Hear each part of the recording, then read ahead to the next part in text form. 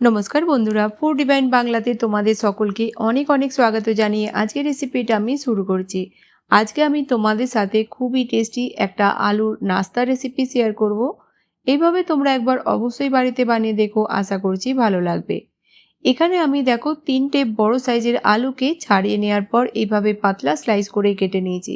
আলু তোমরা তোমাদের প্রয়োজন মতো কম বেশি করে নিও। আলুকে প্রথমে 3 থেকে 4 বার ধুয়ে নিয়েছি, তারপর ভালো করে নিংড়ে নিয়েছি।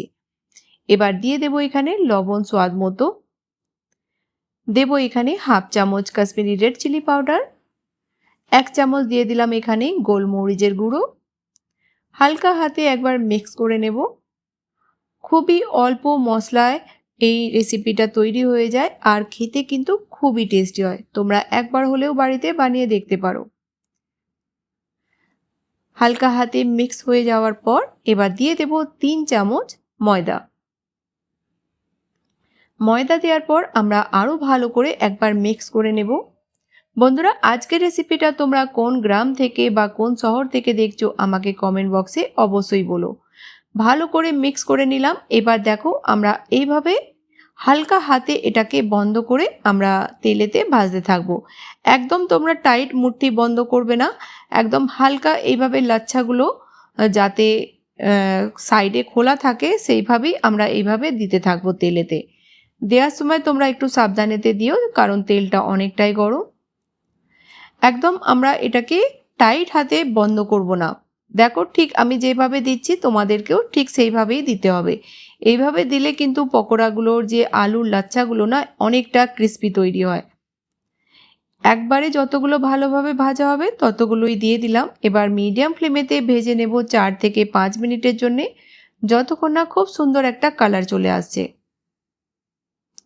তো 2 মিনিট পর দেখো সব নাস্তাগুলো আমি উল্টে দিচ্ছি একটা চামচ দিয়ে।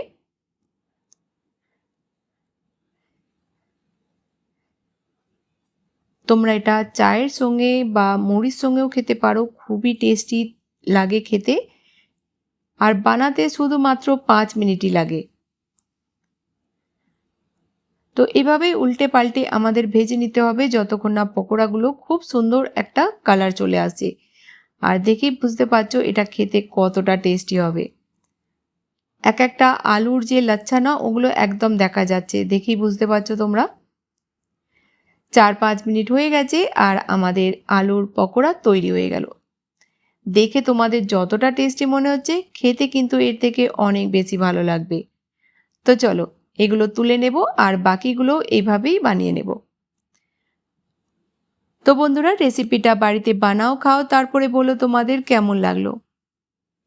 আর আওয়াজ শুনেই তোমরা বুঝতে পারছো এটা কতটা ক্রিস্পি তৈরি হয়েছে। তো রেসিপিটা ভালো লাগলে অবশ্যই চ্যানেলটিকে সাবস্ক্রাইব করে নিয়ে আমার পাশে থেকো। তো নতুন কোনো রেসিপির সঙ্গে আবার দেখা হবে, ততক্ষণ ভালো থেকো, সুস্থ